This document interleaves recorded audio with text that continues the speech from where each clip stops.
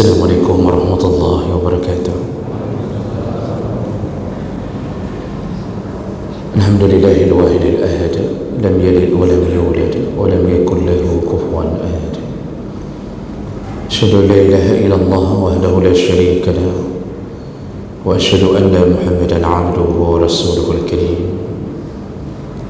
Allahumma salli wa sallim ala nabiyyina al-Mustafa Muhammadin wa ala alihi wa ashabihi ajma'in. Amma ba'd. Rabbi shrah li sadri wa yassir li amri wa hlul 'uqdatam min lisani yafqahu qawli. Segala puji bagi Allah, kemudian salawat dan salam pada Rasulullah, pada keluarga dan seluruh sahabat-sahabatnya yang Allah muliakan, insyaAllah. Jamaah salat duhur, bapak-bapak dan ibu-ibu, dan semoga kedatangan kita menjadi pahala di sisi Allah Subhanahu wa Ta'ala. Bapak ibu yang Allah muliakan, di pertemuan kita yang lalu kita sudah membahas di antara fadilah amalan-amalan dalam Ramadan, yaitu fadilah ketika berbuka puasa.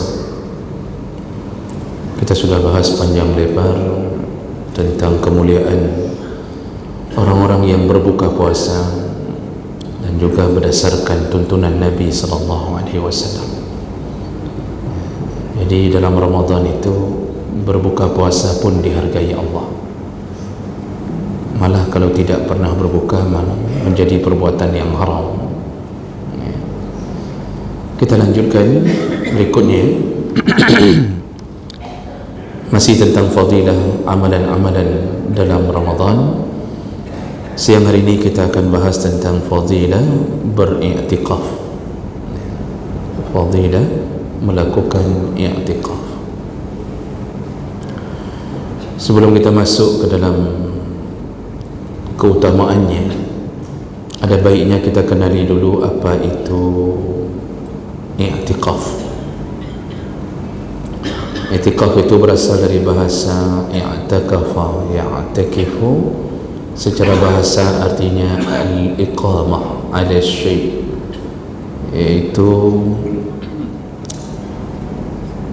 berdiri atau berada di suatu tempat, wal mulazamah, dan berdiam diri. Kalau seseorang sudah berada satu tempat dan berdiam diri, secara bahasa itu sudah disebut i'tikaf.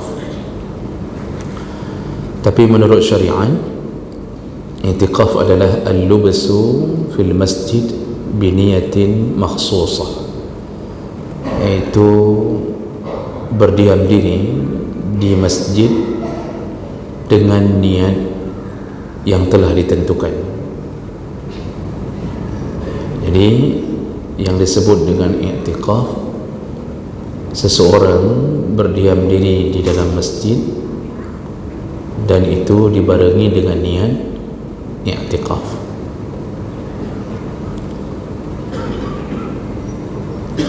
Dengan begitu, seseorang yang berdiam diri bukan di masjid, maka tidak disebut dengan i'tikaf.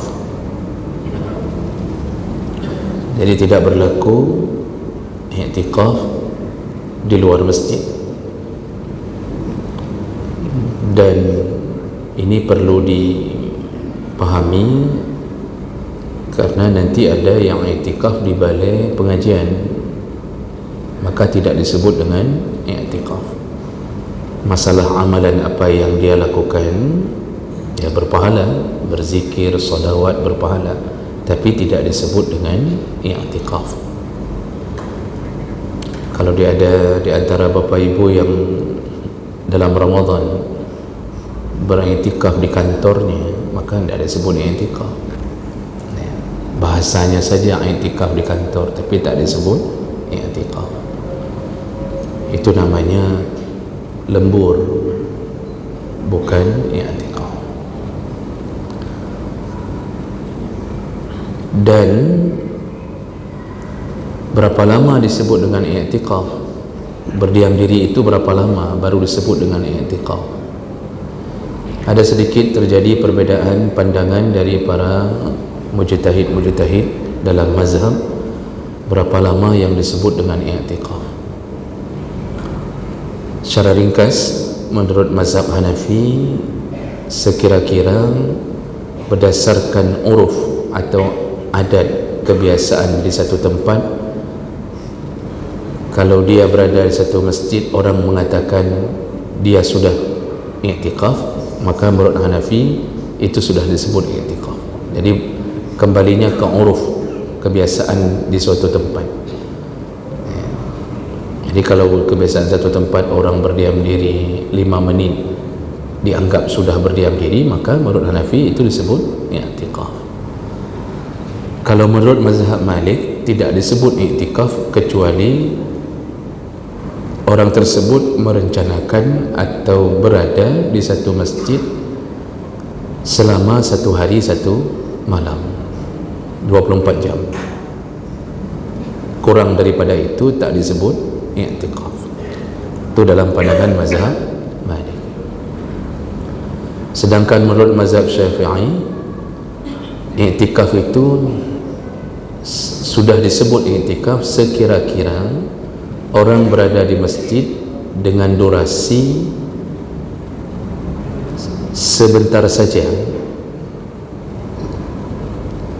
Ukurannya kira-kira tuma'ninah di waktu rukuk.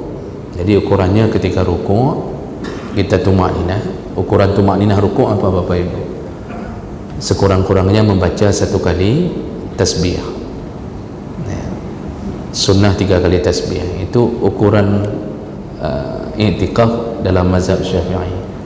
Jadi kalau begitu ya tak sampai 1 menit.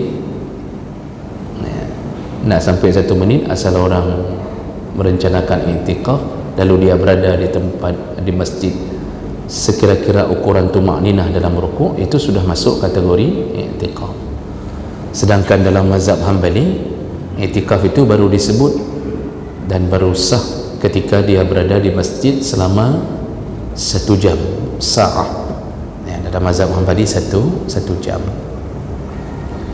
Nah, itu sedikit perbedaan untuk mengetahui mana durasi yang disebut dengan i'tikaf. Jadi kalau kita dalam mazhab Syafi'i contohnya, ya sudah disebut i'tikaf kalau sudah melebihi 1 menit, maka sudah disebut i'tikaf.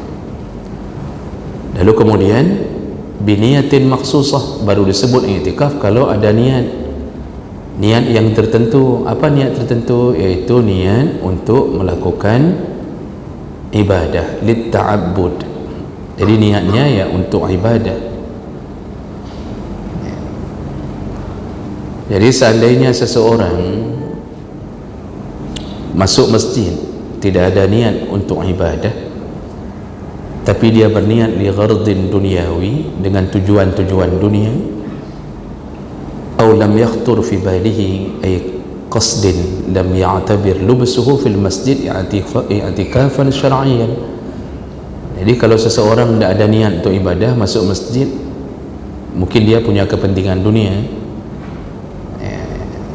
atau tidak ada qasad apa-apa untuk ibadah, sekedar datang ke masjid mau tidur. Jadi tanya orang, pupuk masjid, doa ihtiar, saya mau tidur sebentar. Walaupun dia berniat i'tikaf tapi tidak ada tujuan ibadah di dalamnya, cuma memang murni untuk tidur, maka tak disebut dengan i'tikaf. Berbeda kalau orang berniat ibadah tetapi diselingi dengan tidur, tetap disebut, tidurnya pun berpahala Pak. Tidurnya dimasuk dalam kategori i'tikaf. Jadi tidur itu selingan dari ibadah. Dan itu nanti terjadi di malam-malam i'tikaf kita. Ada orang mau ketemu kawan di masjid, nanti sudah telepon tanya di mana ketemunya, ya udah di masjid aja kita ketemu. Duduk Pak di masjid, tapi bicaranya tentang urusan dunia, bisnis. Pertama makruh bicara bisnis dalam masjid. Yang kedua tak disebut i'tikaf walaupun bicaranya sampai 5 jam di masjid. Ya urusannya urusan kertas. Nah ini selama tak ada unsur-unsur ibadah di dalamnya, maka tak disebut dengan i'tikaf. Jadi niatnya itu untuk ibadah. Sedangkan bahasa atau lafaz niat itu diatur oleh para ulama. Nabi tak menyebutkan detail tentang lafaz niat, karena intinya niat itu bersitan hati, mauqi'uhu fil qalb. Niat itu terbersit di hati, masuk masjid, dalam hati i'tikaf. Sudah, itu sudah sah. Cuma untuk lebih rapi diatur nawaitul i'tikaf, sengaja aku i'tikaf fi hadzal masjid, di masjid ini lillahi ta'ala, langsung ke lillahi ta'ala. Jadi enggak usah sebut mustaqbilal qiblah raka'ataini, adaan lillahi ta'ala, tak perlu. Karena nanti ada orang yang bercampur-campur dengan niat puasa. Nawaitul i'tikaf ghadin hadhihi sanati fi syahri Ramadan. Itu tak perlu. Oh, tak sebut lafaz itu, masuk masjid langsung dalam hati i'tikaf, i'tikaf dalam hati. Ya sudah sah. Karena sebenarnya niat itu adalah bersitan hati. Sedangkan lafaz diatur oleh para ulama agar lebih rapi dan teratur. Jadi tidak semua orang berbeda-beda. Dalam semua niat begitu Pak, diatur oleh para ulama. Jadi bunyi hadis tidak ada yang menyebutkan tentang cara berniat, tapi para ulama menolong kita untuk memudahkan cara berniat. Nah, itu baru disebut dengan i'tikaf. Dengan begitu, rukun i'tikaf ada dua, yaitu yang pertama an-niyah, wajib berniat. Yang kedua al-lubsu, wajib berada di masjid dalam keadaan berdiam di diri. Berapa lama, itu yang seperti kita sebutkan tadi. Nah, kemudian apa hukum i'tikaf? I'tikaf itu pada dasarnya hukumnya sunnah. I'tikaf itu sunnah fi kulli waqt, kapanpun, tak mesti Ramadan. Kapanpun kita masuk masjid, bersihkan hati i'tikaf, langsung dapat pahala i'tikaf. Kita mau salat duhur, salat asar, masuk masjid sebelum azan dah masuk, segera niatkan i'tikaf, dan itu biasakan. Karena innamal a'malu biniyat, tak ada niat i'tikaf tak dihitung pahala i'tikaf. Jadi kapanpun boleh i'tikaf, kapanpun, dan itu hukumnya sunnah. Namun wa huwa fi syahri Ramadan asyaddu istihbaban. Begitu memasuki bulan Ramadan, i'tikaf itu naik levelnya menjadi sunnah muakkad, sangat dikuatkan untuk melakukan i'tikaf. Dan terutama itu terjadi fil ashril awakhir, di 10 terakhir Ramadan. Sebenarnya tidak mesti 10 terakhir, karena ada Nabi, kebiasaan Nabi 10 terakhir, tapi ada hadis Nabi juga pernah i'tikaf 20 terakhir. Jadi 20 hari lagi menghabiskan Ramadan, itu Nabi sudah i'tikaf. Itu juga disebutkan dalam hadis yang sahih. Oh, mau i'tikaf dari awal Ramadan, silahkan, karena pada dasarnya i'tikaf itu dari awal Ramadan, kalau memang bisa dilakukan, ya lakukan. Tapi ada i'tikaf yang wajib. Kapan i'tikaf bisa berubah jadi wajib? Kalau i'tikaf itu yang menjadi penyebabnya adalah nazar. Jadi dia bernazar untuk i'tikaf, maka i'tikaf itu menjadi wajib di tahun dinazarkan. Contoh, seseorang mengatakan, jadi nazar itu harus dilafazkan walaupun tanpa saksi. Seseorang berada di kamar, lalu dia berkata, kalau saya punya anak perempuan, maka saya akan i'tikaf di masjid selama sebulan. Itu disebut i'tikaf karena nazar. Ternyata diberi Allah anak perempuan, maka wajib i'tikaf. Ini kalau i'tikaf yang wajib ini, itu harus berada di masjid sebulan, tak boleh keluar-keluar. Kalau dia membatalkannya tanpa uzur, batal tanpa uzur, bukan karena kebutuhan utama ke kamar mandi, jadi dia sengaja main-main i'tikaf nazar, maka batallah i'tikafnya, harus ulang dari awal. Itu kalau niat dinazarkan. Imam Syafi'i pernah mengatakan orang yang suka bernazar pada sebenarnya orang itu termasuk golongan orang yang bakhil, orang yang pelit. Kalau dia tak diberi Allah, dia tak akan menambah ibadahnya untuk Allah. Jadi negonya nego dengan Allah melalui nazar. Kalau engkau beri, maka aku akan begini. Kalau engkau tak beri, ya sudahlah. Jadi dia bernazar itu hukumnya mubah, tapi tak baik untuk dilakukan berulang-ulang dalam semua perkara, karena pada dasarnya inti kita adalah ibadah. Jadi kalau bisa ibadah dulu, kemudian berdoalah, apa yang Allah beri terimalah. Ini kita ini kadang-kadang menganggap bahwa i'tikaf itu hampir di semua lini kita i'tikafkan, kita nazarkan, mohon maaf, kita nazarkan. Punya anak 5 orang, semua dinazarkan, maka nama anaknya Nazaruddin, Nazarullah, Nazar, Nazariyah. Nanti dirubah jadi bahasa Aceh, Pak Sulaiman Kak Oi, Abdul Rahman Kak Oi. Itu karena kebiasaan bernazar.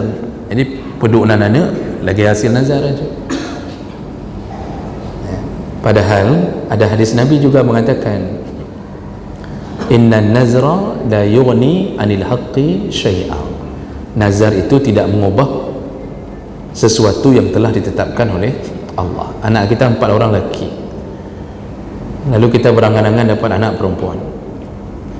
Dalam takdir Allah, anak perempuan itu memang lahirnya menjadi anak kelima setelah terpisah sekian tahun. Itu dalam takdir Allah.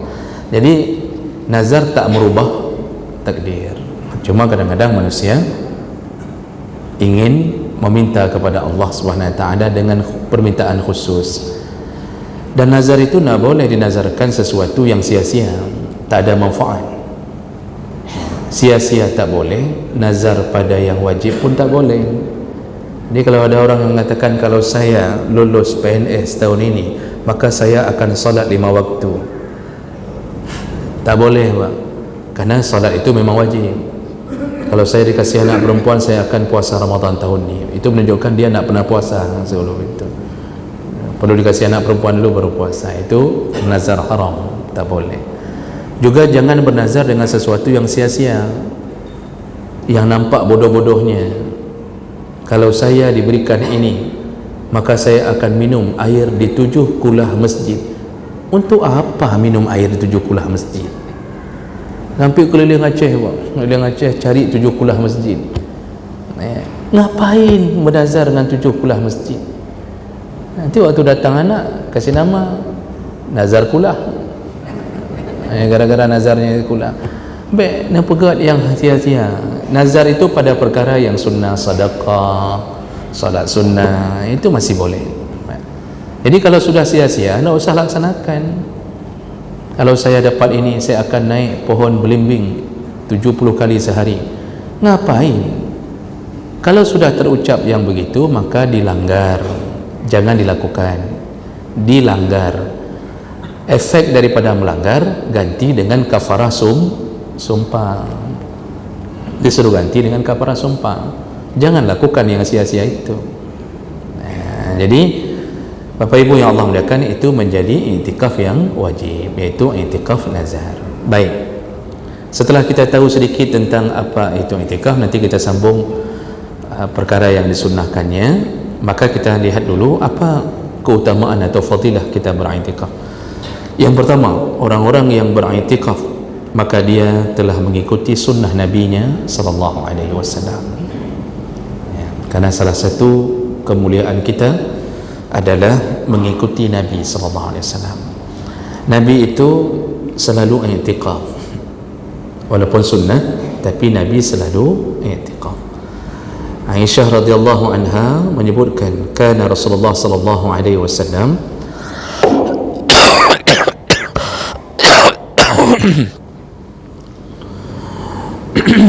yajtahidu fi Ramadan ma la yajtahidu fi ghairihi.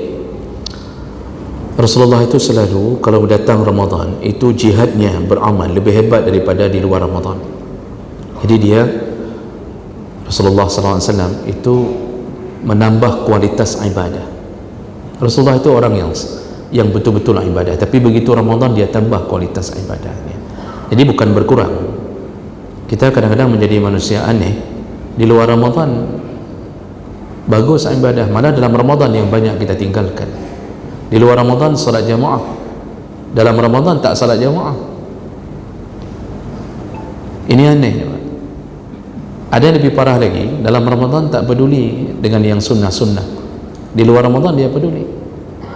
Orang sedang tarawih, itu bahagian daripada meningkatkan kualitas amal dalam ibadah Ramadan, malah dia tak salat tarawih.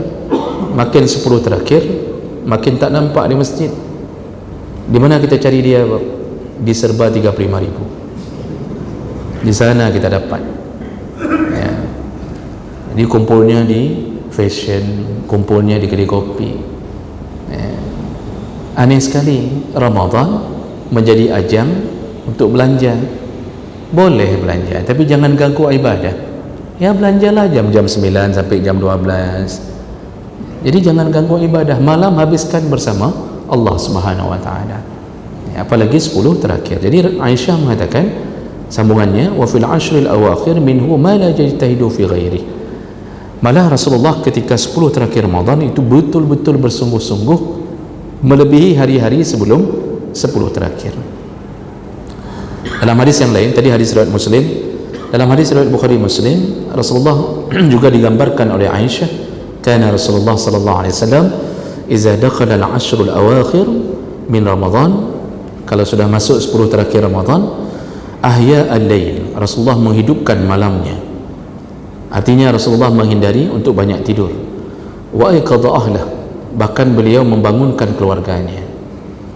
Artinya kita ini, bukan kita saja yang seharusnya berjaga-jaga di 10 terakhir, tapi ajaklah isteri, ajaklah anak. Kalaupun seandainya isteri kita punya halangan, maka paling kurang ingatkanlah keluarga agar tak banyak tidur di 10 terakhir. Ya, silakan apa saja kegiatan dilakukan di rumah, silakan. Ya. Artinya ikuti Rasulullah. 10 terakhir itu jangan lalai.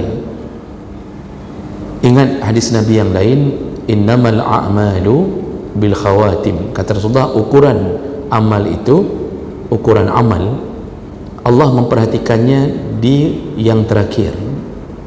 Makanya kita menyebut husnul khatimah. Terakhir itu yang menjadi sandaran. Ini sibuk amal saleh, amal saleh, amal saleh. Terakhir mati kafir. Mati kafir. Kalau kita punya kekurangan-kekurangan, tapi terakhir kita dalam keadaan husnul khatimah, maka penyelamatnya itu. Maka Ramadan itu juga begitu. Allah memperhatikan di yang 10 terakhir.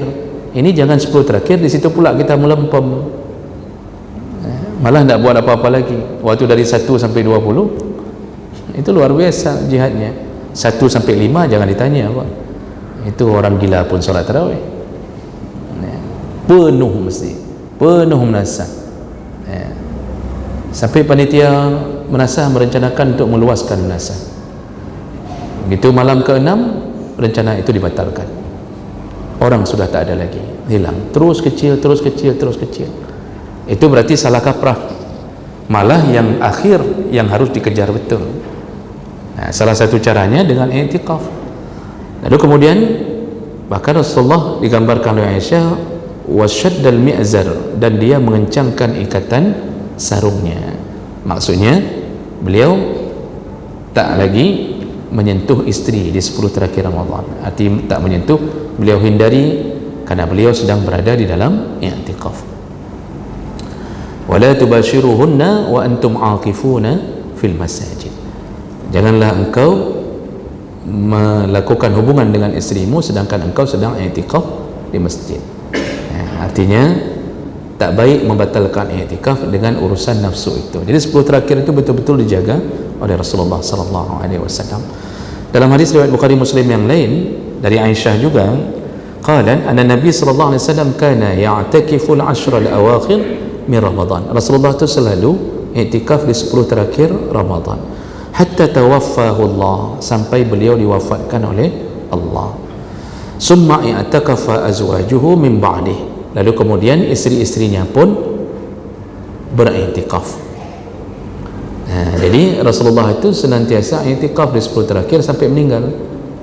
Jadi selalu setiap Ramadan diulang-ulang. Nah, isteri Nabi itu juga i'tikaf.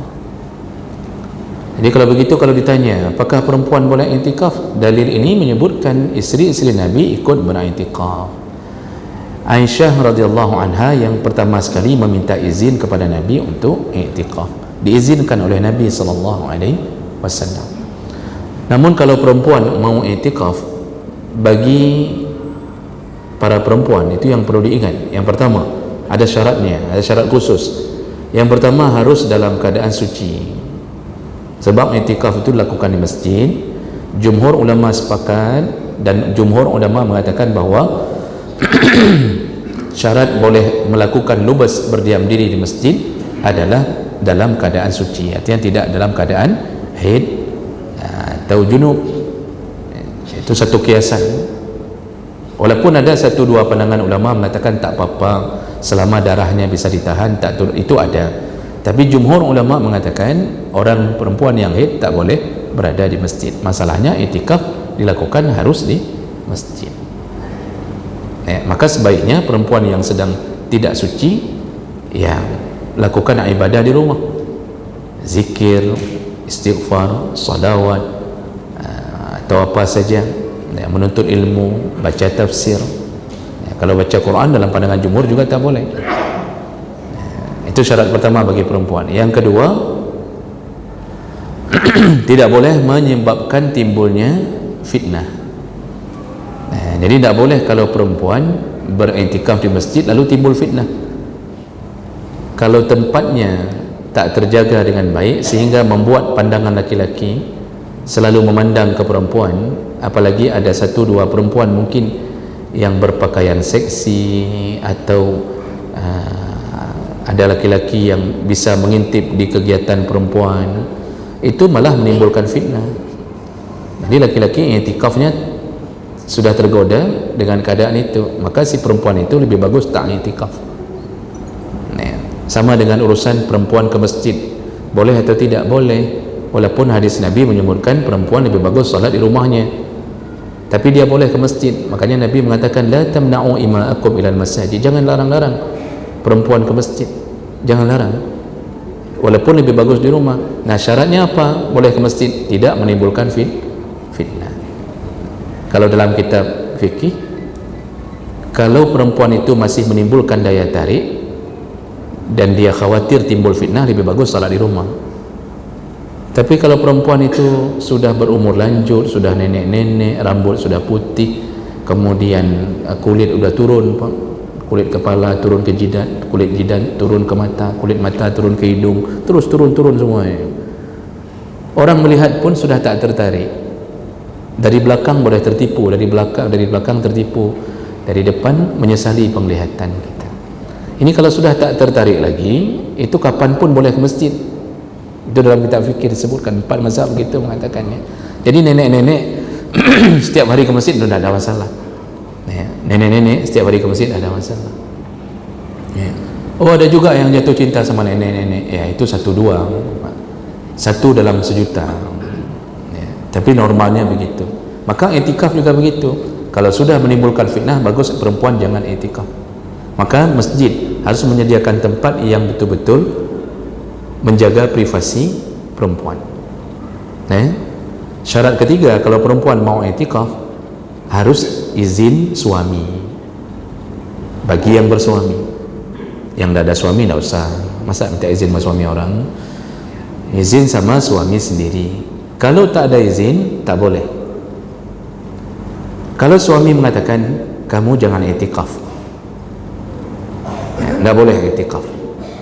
Sebab kalau kamu i'tikaf, anak-anak tidak ada yang sediakan makan sahur, atau ada bayi, kata suami tidak boleh i'tikaf. Maka taat pada suami itu lebih besar pahalanya daripada i'tikaf. Makanya para perempuan, urusan-urusan yang sunnah itu izin suami. Mau puasa sunnah aja wajib izin suami. I'tikaf juga wajib izin suami. Jadi tidak boleh i'tikaf tanpa izin. Tidak boleh dia datang begitu saja, ditanya orang ada izin, aku ada izin, aku ada izin, bi izin cik. Ya agama punggung kata dia. Itu tidak boleh. Walaupun agama itu punggung, tetap minta izin. Jadi itu kalau syaratnya perempuan yang mau i'tikaf. Dengan begitu orang-orang yang i'tikaf, dia telah menyatakan bukti cintanya kepada Nabi SAW, yaitu mengikuti kebiasaan Nabi.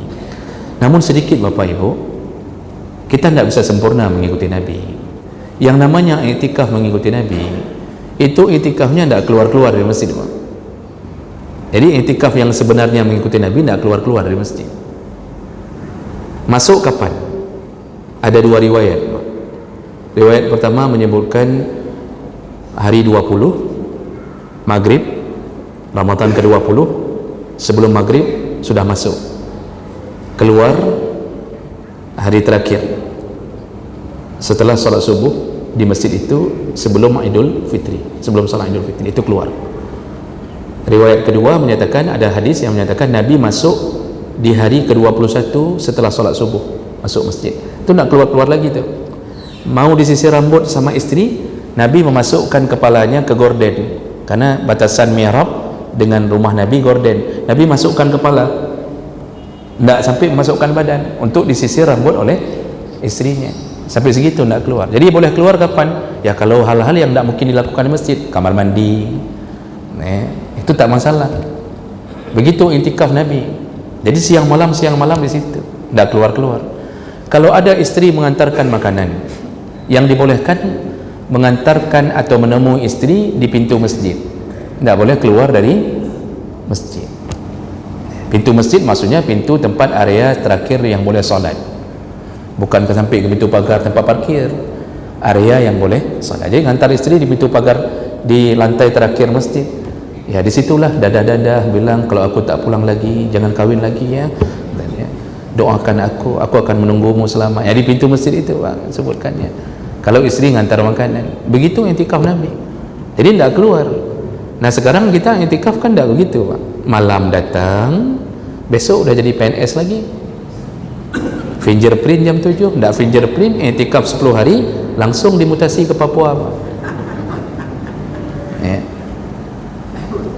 Tidak bisa kita hari ini, karena kita punya kewajipan-kewajipan harus kita lakukan, beda zaman, beda tempat. Sehingga i'tikaf kita hari ini tidak bisa disebut dengan i'tikaf seperti Nabi, kecuali yang mengikuti tadi. Namun walaupun begitu, yang datang di malam hari i'tikaf, datang jam 10 atau dari sebelum tarawih sudah datang, tidur sampai subuh, habis makan sahur pulang, itu tetap lebih utama daripada tidak sama sekali. Jadi dapat pahala i'tikaf ya selama itu saja. Nah tapi bedanya itu nanti pas pulang, malam datang lagi, harus diulang niat i'tikafnya. Kalau yang i'tikaf sebulan 10 hari penuh tak keluar-keluar, itu hanya masuk pertama niat, kemudian walaupun keluar kamar mandi pula balik tak perlu niat ulang. Tapi kita yang pulang di malam hari, pas masuk wajib niat lagi. Kalau tidak dianggap i'tikaf itu. Nah, karena kita telah batal i'tikaf kita dengan keluar dari masjid. Jadi itu kalau bahasa sekarang mungkin kita bilang semi i'tikaf. Yang kita lakukan selama ini semi i'tikaf. Dan baik, ada beberapa pengumuman juga. Ini saya ambil kesempatan untuk diketahui di hari ini. Jadi tadi fadilah yang pertamanya tentang kita telah mengikuti Nabi kita, sunnah Nabi kita. Namun perlu diperhatikan, selama i'tikaf itu agar mendapatkan kesempurnaan dan rahmat Allah selama i'tikaf, ada adab-adabnya. Di antaranya yustahabbu lil mu'taqif al-istighal bi ta'atillah. Selama i'tikaf itu yang disunnahkan adalah melakukan ketaatan, kazikrillah, seperti berzikir kepada Allah, wa qiraatul Quran, baca Quran, wa muzakaratul ilmi, lalu menuntut ilmu. Nah, boleh Pak, selama di masjid tu buat pengajian. Kita dalam masjid ada pengajian, itu masuk i'tikaf. Jadi jangan kira kalau sudah tidak baca Quran tidak i'tikaf. Maka buat halaqah-halaqah, misal belajar tajwid, belajar tafsir. Ini bagi kita misal yang i'tikaf 10. Ini pengajian ini kalau nanti masuk waktu i'tikaf termasuk bahagian yang disunnahkan.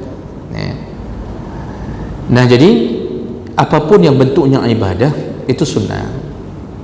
Jadi bukan cuma numpang tidur. Walaupun dapat pahala i'tikaf, tapi tak dapat kesempurnaannya. Dia cuma dapat pahala berdiam diri, tidak ada ibadah-ibadahnya, cuma numpang tidur. Datang malam bawa bantal, bawa spring bed, kemudian letakkan spring bed di ujung, taruh bantal guling. Kalau tidak ada bantal guling tidak bisa tidur, karena di rumah sudah biasa pakai bantal guling kan. Bantal di kepala, lalu kemudian ada penutup mata, selimut satu. Datang taruh kasur, taruh bantal, group home aja lah, ada kasur apa. Kapan sadar? Waktu dibangunin sahur baru sadar. Nak i'tikaf masjid, kau i'tikaf dong. Si peluru apa i'tikaf? Nanti. Padahal kerja tidur di masjid. Itu bukan perkara yang disukai begitu i'tikaf. Makanya tidak perlu sampai nikmat-nikmat kali. Kalau mau i'tikaf tu tidak usah fikir yang nikmat, karena kalau dah nikmat kali tidak bisa melakukan kegiatan ibadah. Taruh spring bed premium. Yang begitu kita duduk Pak, langsung melepok-lepok di atas itu Pak. Melepok-lepok apa bahasa Indonesia yang melemak di atas kasur itu Pak. Udah tidak terbangun lagi udah. I'tikaf itu ya bawa kain biasa saja. Kalau bawa selimut untuk alaskan diri saja. Jadi jangan terlalu nikmat, tidak bisa bangun-bangun itu nanti. Nah, jadi itu adab i'tikaf yang pertama. Yang kedua, disunnahkan ayakunan i'tikaf fil masjidil jami'. Disunnahkan i'tikaf itu di masjid Jami'. Di mana masjid Jami'? Depan kantor pos. Berarti Baitur Rahman tak masuk. Nah, ini di sini ditulis Pak. Ini saya bawa kitab fikih. I'tikaf itu sunnahnya di masjid Jami'. Saya tidak bilang bukan di Baitur Rahman. Apa itu masjid Jami'? Wa huwa allazi tuqamu fihi al-jum'ah, yaitu masjid yang ada Jumatnya. Sunnah i'tikaf itu di masjid yang ada pelaksanaan Jumat. Jadi kalau ditanya orang, kalau di masjid yang tidak ada Jumat boleh, ini sunnahnya Pak, bukan wajib. Kan tadi disebutkan di awal, yang namanya i'tikaf di semua masjid boleh, tapi yang sunnahnya carilah masjid yang ada Jumatnya, ada pelaksanaan Jumat ya. Masjid ini, masjid Jami', masjid, pokoknya di mana-mana masjid yang ada Jumat, di situ lebih sunnah, lebih kuat kesunnahannya. Karena Nabi i'tikaf di Masjid Nabawi yang ada Jumat. Nah, sekarang pertanyaan, bagaimana kalau kita i'tikaf di masjid-masjid yang tidak ada Jumat? Kita kan tidak menamakan masjid. Kebiasaan kita kalau yang tidak ada Jumat tidak kita namakan masjid, kita namakan apa? Menasah, musalla, langgar, surau. Bolehkah? Boleh ya. Berlaku i'tikaf? Berlaku. Hari ini kita gara-gara membuat nama berbeda dengan nama masjid, sehingga kita kebingungan sendiri yang mengambil hukum. Kalau kita buka kitab Bapak Ibu, yang namanya masjid, definisi masjid dalam beberapa kitab yang saya baca, yang namanya masjid adalah satu bangunan yang berada di atas tanah yang sudah diwakafkan. Jadi bangunan itu diwakafkan, tanahnya sudah diwakafkan, lalu dibuka untuk umum, bukan keluarga, bukan punya pribadi, dan di dalamnya dilakukan salat 5 waktu secara reguler terus-terusan, itu disebut masjid. Sedangkan masjid yang ditambah dengan kegiatan Jumat disebut al-masjidul jami', masjid tempat berkumpul. Nah, kalau begitu di semua masjid sah i'tikaf. Jadi kalau ditanya bolehkah i'tikaf di Menasah? Boleh. Jadi karena orang sudah mengubah namanya, bingung sendiri, padahal Menasah itu masjid. Kalau syarat-syarat tadi sudah dapat, memang itu bangunan sudah diwakafkan, lalu ada salat 5 waktu, cuma yang tidak ada Jumat, maka i'tikaf di situ boleh.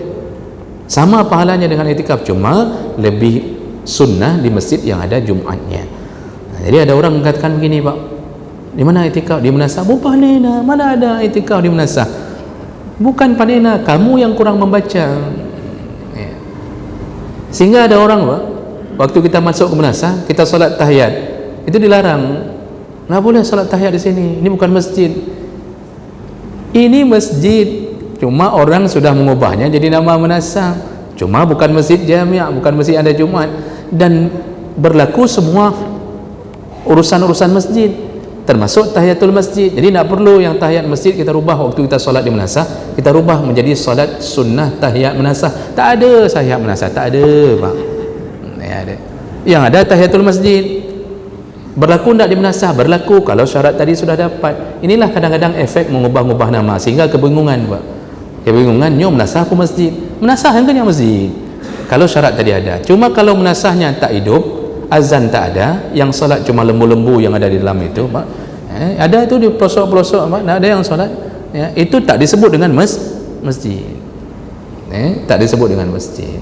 Jadi Bapak Ibu yang mungkin tak bisa datang, mungkin di sekitaran rumah ada Menasah, tak bisa datang ke masjid besar karena mungkin istri membutuhkan pengawalan, apakah mungkin hamil, melahirkan, maka dibolehkan untuk i'tikaf di luar masjid jami'. Kemudian sunnah berikutnya, alla yatakallam illa li khair. Selama i'tikaf jangan banyak bicara kecuali yang baik. Jadi maksudnya jangan ada pembicaraan yang buruk. Apa contohnya? Fala yashtum, jangan caci maki, wala yantiq bi ghibah, jangan sampai ngupat. Ini di masjid i'tikaf. Begitu lihat sedang i'tikaf, datang besti, Pak. Bestinya bukan besti biasa, besti forever, datang besti. Ya. Begitu lihat, hai, nakah go, katanya. Bahasa Indonesianya, ada kamu kok, begitu kan. Kamu di sini, masya Allah, kamu i'tikaf juga di sini. Ya Allah, sudah 10 tahun kita nak jumpa. Kan waktu SD kamu kencing di celana, kan masih ingat kan? Langsung dia nak jadi i'tikaf lagi di situ. Makanya jangan bilang-bilang kalau ketemu sama teman lama, jangan bilang gitu, Pak. Begitu ketemu teman yang masya Allah akrabnya berdua, sudah kasur-kasur dipindahin itu berdua, Pak. Berdua apa kerja? Ngupat. Ngupat. Ingat kamu guru yang dulu itu, guru yang begini-begini, mulai ngupat tu. Begitu imam tarawihnya lambat sedikit, kita i'tikaf, ngupat ke imam. Nanti ngupat ke pengurus masjid, pengurus masjid kok bangai-bangai, apa ya undang imam lagi yang model, kata dia. Padahal kita yang bangai, kok pukul ajak apa masjid lagi.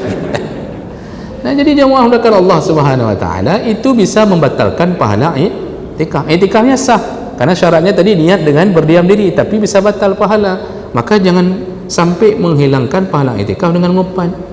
Wa namimah, begitu juga adu domba, au lagwin, atau semua perkataan yang sia-sia. Jadi dalam masjid itu kalau sedang i'tikaf jangan banyak cerita dunia.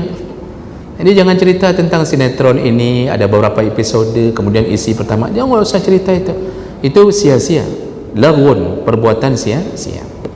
Nah, itu diantara adab-adab yang harus dijaga. Selain itu juga harus mengetahui yang makruh. Nah, makruh ini tidak sukai Allah, juga bisa menghilangkan pahalanya. Apa saja?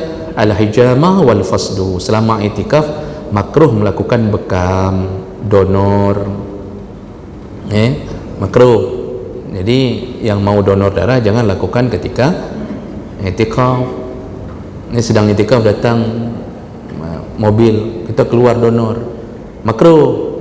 Kalau mau donor tunggu nanti habis i'tikaf, habis hari raya lah, Pak. Karena habis raya kan darah kita lebih jos, Pak. Karena ada kena lontong, rendang, macam-macam kan. Nah, jadi bagusnya habis hari raya lah. Jadi begitu juga bekam.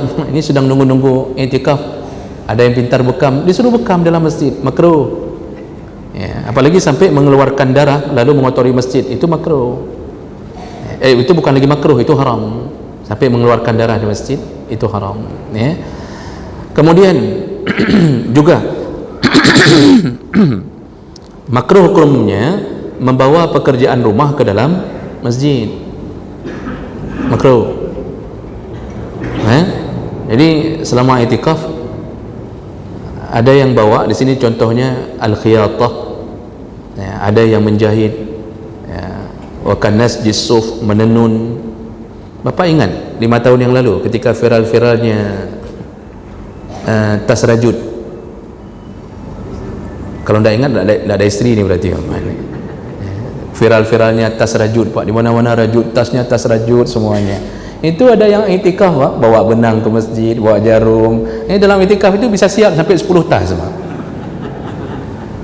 Yang makruh makruh, apalagi sampai bawa mesin jahit ke masjid. Makanya ni yang PNS yang kantor-kantor itu tidak usah isi nilai mahasiswa di masjid Pak. Kalau iktikaf tidak usah isi, ini sampai dibawanya Pak, laptop bawa kerja dalam masjid, kerja iktikaf tapi kerja dalam masjid. Yang dikerjakan punya urusan dunia, makruh. Jadi lakukan selesai pagi, kalau memang harus ke kantor lakukan semua segala hal, kemudian masuk masjid amankan dengan ibadah. Juga makruh al-bai' wasyira', makruh hukumnya melakukan jual beli. Selama iktikaf Pak, nawarkan produk terbaru. Kita kata ini ada kuih terbaru nih katanya. Kuihnya kayak mana? Merek kura-kura nih yang modern ni katanya. Ini kalau dimakan kita insyaallah kita akan begini katanya. Ini menawarkan produk dalam masjid makruh. Melakukan jual beli apalagi. Jadi jangan selama iktikaf kita malah jual beli. Ada yang bawa, dia tidak langsung katakan, tapi dibawanya brosur campak, dia nak bilang apa-apa, karena udah dengar pengajian nak bilang apa-apa, dicampaknya brosur. Dia tanya apa ni? Kanging gerau ke? Lihat aja sendiri. Nanti orang nanya, ini berapa nih, yang ini berapa? Adong lagi dah. Itu jangan. Tinggalkan jual beli selama iktikaf di masjid. Kalau keluar nanti silahkan melakukannya. Kemudian yang terakhir pengetahuan kita, yaitu yang membatalkan iktikaf. Yang pertama, al-jima'u amdan, melakukan hubungan suami isteri. Ya, maksudnya bukan lakukan di masjid. Kayak mana melakukan di masjid? Maksudnya keluar untuk melakukan hubungan suami isteri, langsung batal iktikafnya. Maksud batal begini, yang tadi sudah diniatkan putus. Jadi kayak mana caranya? Mandi junub dulu lah tentunya. Kemudian balik ke masjid, itu harus niat ulang. Tak bisa lagi pakai niat yang tadi. Itu maksud batal. Tapi otomatis kita punya kekurangan memutuskan i'tikaf dengan urusan nafsu dan syahwat. Kemudian al-khurud amdan minal masjid li ghairi hajah, batal i'tikaf kalau keluar dari masjid tanpa ada kebutuhan. Ya kayak kita keluar subuh, itu dah batal i'tikafnya, dah dapat lagi pahala. Nanti balik malam niat ulang. Kemudian ar-riddah, yaitu murtad, sukur, mabuk, al-junun, gila, lalu al-haid, terjadi haid sedang iktikaf, itu langsung batal. An-nifas dan seterusnya. Ini perkara yang menyebabkan batal iktikaf. Jadi Bapak Ibu yang muliakan, ini perkara yang menyangkut dengan iktikaf. Jadi tadi kita baru menyebutkan satu fadilah. Saya ambil waktu 5 menit lebih Pak. Hari Sabtu masuk kantor? Tidak kan? Saya ambil 5 menit biar tidak sia-sia. Yang kedua, fadilah i'tikaf yang kedua adalah lebih berpeluang untuk mendapatkan Lailatul Qadar. Jadi salah satu fadilahnya, dengan i'tikaf dipastikan kita dapat pahala i'tikaf 1000 bulan. Jadi sederhana Pak begini, Lailatul Qadar itu bukan bayangan berkelebat. Lailatul Qadar itu bukan bayangan berkelebat. Sengaja Allah buatkan kalimah Lailah. Yang namanya Lailah itu dimulai dari habis maghrib, dimulai dari masuk maghrib sampai subuh. Jadi dia bukan bayangan berkelebat datang. Jadi siapa yang dapat, yang tak dapat, tak dapat. Misal ada orang lagi baca Quran, jadi dia merasakan seperti ada bayangan lewat i'tikaf, lalu dia bilang, alhamdulillah saya dapat.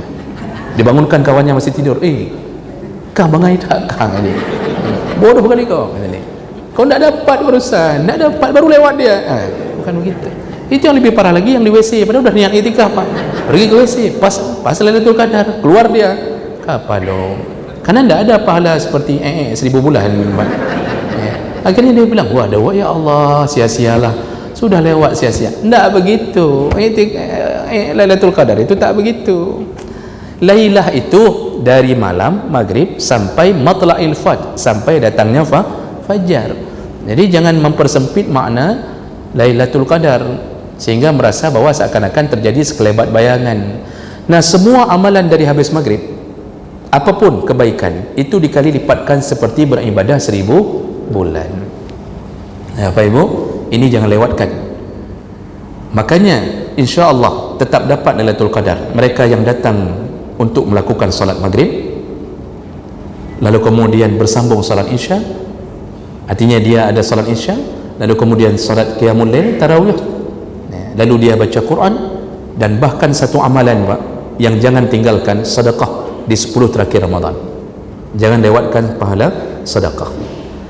Kalau bisa tiap malam 100.000 Pak, tiap malam kalau bisa, tapi yang honorer 50.000 lah. Ini yang PNS 100.000, yang di atas itu pengusaha Pak, masukkan dalam amplop setiap malam, mulai dari nanti malam, kalau malam hitungan 20 Pak ya, kalau malam hitungan 20 seandainya itu setiap malam itu kasih sedekah Pak. Boleh habis maghrib, boleh habis tarawih, atau kalau mau kirimkan ke kampung, kasih ke sanak saudara, pesankan kepada mamak kita di kampung, kasihnya bertahap tiap malam. Maka barang siapa bersedekah lalu berjumpa dengan malam Lailatul Qadar, walaupun 100.000, dapat pahala seperti bersedekah 100.000 selama 83 tahun 4 bulan. Jadi itu lakukan, jangan sia-sia. Jadi semua ibadah kita dikali lipatkan begitu. Itulah hebatnya orang yang menyambut Lailatul Qadar tiap malam, dan tidak usah ditandai malam-malam ganjil Pak. Walaupun Nabi SAW itu pernah menyebutkan dalam hadis dia ada di malam 21, 23, 25. Dalam hadis yang lain Nabi menguatkan dia ada di malam 27. Tapi Nabi mengatakan, carilah Lailatul Qadar, taharrau fil ashril awakhir, cari di 10 terakhir Ramadan. Jadi tidak usah ditanda-tandai, apalagi di Indonesia itu kita membingungkan malam ganjil yang mana. Ganjil di keputusan pemerintah, tak ganjil di Muhammadiyah. Ganjil di Muhammadiyah, tak ganjil di keputusan pemerintah. Jadi kita bingungnya malam ganjil bukannya, kata orang Muhammadiyah bukan, kata pemerintah ganjil, besok malamnya berbeda lagi, terbalik, kata Muhammadiyah ini malam ganjil, kata pemerintah bukan, ini malam genap. Tepuk oleh malaikat apa malam ganjil, malam genap. Itu kalau seandainya kita berani bercanda, mungkin malaikat akan mengatakan, jadi malam apa aku turun sebenarnya. Makanya tidak usah jaga-jaga itu, langsung sikat habis Pak, mulai nanti malam sikat habis semuanya. Jangan tinggalkan tarawih, jangan tinggalkan tarawih, itu langsung dikali lipatkan pahala 83 tahun 4 bulan ya, itu janji Allah. Dan jangan dipersempit, semua malaikat turun ke dunia, sampai kata Nabi dalam hadis riwayat Muslim, tidak ada tempat di dunia ini yang arba'atu asabi', tidak ada tempat yang seluas 4 jari, tidak ada tempat di dunia ini yang seluas 4 jari. Dipastikan malam itu malaikat ada di situ untuk bersujud kepada Allah Subhanahu wa taala. Jadi penuh dunia ya. Nah itu kenapa, berarti ada sesuatu yang paling hebat sampai malaikat turun semua. Apa dia? Lailatul Qadri. Maka bersemangatlah ya. Dan sebagai penutup saya mau kasih tahu juga satu, jangan lupa rahmat Allah paling cepat turun kepada orang yang punya sifat sosial. Jadi waktu i'tikaf itu jangan lupa, kita i'tikaf itu hubungan kita dengan Allah, tapi Allah paling senang ketika sifat sosial kita muncul. Maka tolong menolonglah ketika i'tikaf. Ini jangan ketika nanti panitia kehabisan nasi, yang sudah dapat nasi langsung sembunyi satu sisi Pak.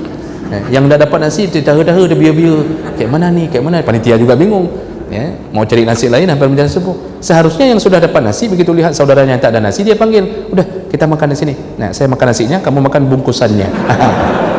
Nah, yang penting kan ada sosialnya. Itu dicaci maki betul tu sama yang. Nah jadi Bapak Ibu yang Allah muliakan, harus ada sifat tolong menolong. Dan ingat Bapak Ibu yang Allah muliakan, Rasulullah pernah mengatakan, wala an amshi ma'a akhi fi hajatin ahabbu ilayya min an a'takifa fi hadzal masjid syahran. Aku keluar dari masjidku, aku keluar dari rumahku, menolong orang lain, melepaskan hajatnya, lebih kusukai amal itu daripada i'tikaf di masjidku sebulan. Hati-hati, kita terjebak i'tikaf, ada orang minta pertolongan di luar Pak, kita tak keluar, padahal menolong orang itu lebih hebat pahalanya daripada i'tikaf di masjid Nabi sebulan. Di masjid Nabi, bukan masjid Baitur Rahman, bukan masjid Nabi, di masjid Nabi sebulan, kalah pahalanya dengan menolong orang. Maka mungkin yang masuk surga lebih awal ni, yang hartanya digunakan untuk bersedekah, untuk orang kasih makan sahur, sedekah untuk buka puasa. Maka tadi sudah diumumkan. Oleh kerana itu Bapak Ibu, berlomba-lombalah bersedekah untuk malam-malam 10 terakhir ini. Semua buka puasa dengan hasil sedekah kita. Itu sudah dicampur-campur sama panitia, tak usah ditanya-tanya penglung kenaknya dia kuah gelas apa kena di nasi, katanya. Tak usah begitulah, Pak panitia pun dikentut-kentut kalau sudah kayak gitu pertanyaannya. Kalau sudah dicampur, semua kita dapat berjamaah. Jadi banyak-banyak menolong orang, itulah paling disukai Allah. Jadi selama itikaf, tolong-nolonglah. Semoga Allah merahmati kita, dan semoga seandainya ini Ramadan terakhir, mudah-mudahan Allah jadikan penyebab agar kita mendapatkan surganya nanti. Amin ya rabbal alamin. Subhanakallahumma bihamdik, asyhadu an la ilaha illa anta, astaghfiruka wa atubu ilaik. Wassalamualaikum warahmatullahi wabarakatuh.